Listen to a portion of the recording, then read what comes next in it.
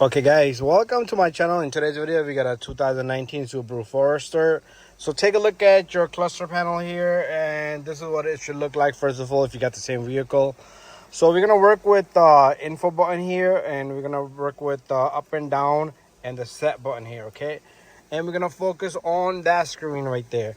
So what we're gonna do is first let's put the accessory on. So press twice, and then we're gonna push the info button. And again, I'm going to push the info button. The info button, we should be able to find, it's going to keep changing as we go along.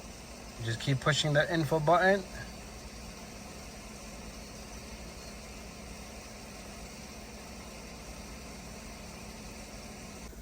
So pretty much, we're going to go into this section here. Push and hold the info button, and that's this.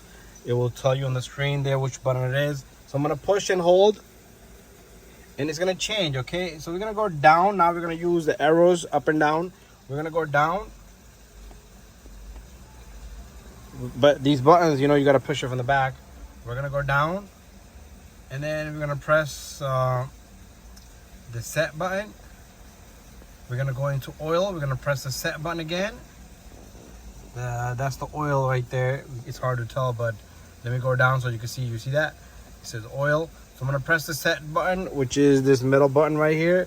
I'm gonna press set, and then we're gonna go down to update. And the setting is complete. So we're gonna go down to filter as well. We're gonna press set. We gotta complete that too. So just keep pressing down till you go to update. Press set, complete. Now what we're gonna do is we're gonna go down. If you need to change reset the tire light, same thing. Press set, and we're gonna press update. Okay, so all three are updated, and you can change the settings on schedule, maintenance, and that's it, guys. Thank you for watching my video. Don't forget to subscribe, share, and like. So if you guys got the same vehicle, that's how you're gonna do it.